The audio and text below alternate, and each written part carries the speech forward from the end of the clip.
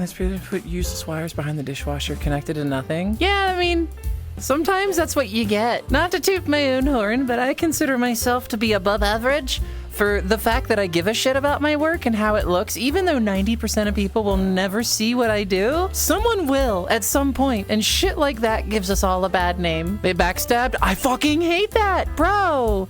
That is... All I'm gonna say is if you know what backstabbing an outlet is and you do that practice, get out of my face, you're trash. Don't do that. Stop. No, friends, I need to learn you a thing. We're gonna have a little conversation here. By the end of this, all of you will understand why I despise this practice and why I cannot believe that outlet manufacturers are allowed to manufacture products that take advantage of this technology. I don't like it.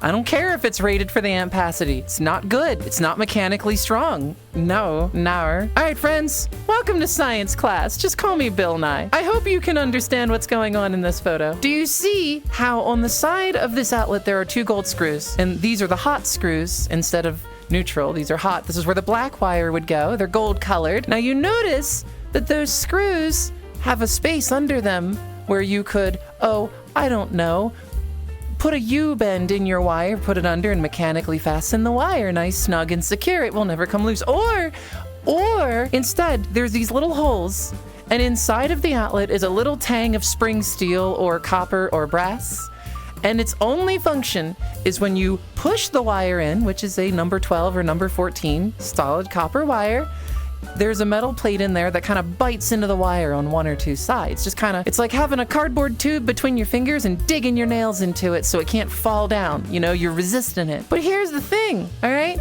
That can loosen up over time. And you're only making contact on that wire at 2 very thin points on either side. It is not a 360-degree contact. The surface area for electrons to move across the surfaces from wire to outlet and back again are thus reduced, okay? Fewer lanes for electricity to travel, like a traffic-blocked highway. By code, in a 15-amp circuit in the bedroom or whatever, you can backstab an electrical receptacle. But do you want to know why you should not do this practice?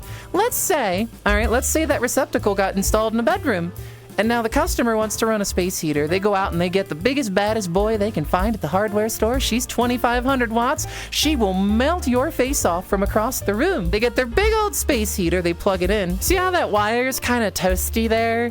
And the plastic's a little discolored right above it where it's stuck into the outlet? That is how fires start. Pulling too much current through a limited connection.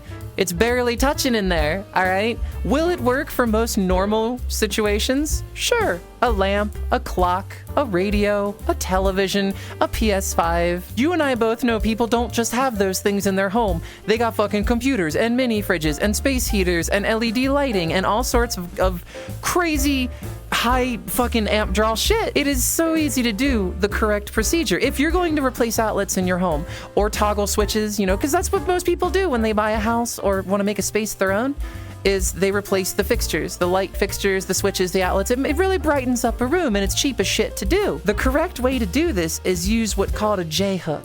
And now this is solid wire. You can form it with pliers. It's not hard.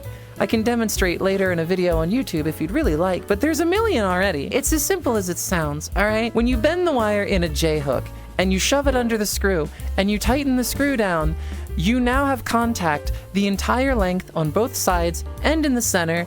It's from conductor to solid plate. You're not going through a thin plate of brass or copper or steel. TLDR, it's just best practice.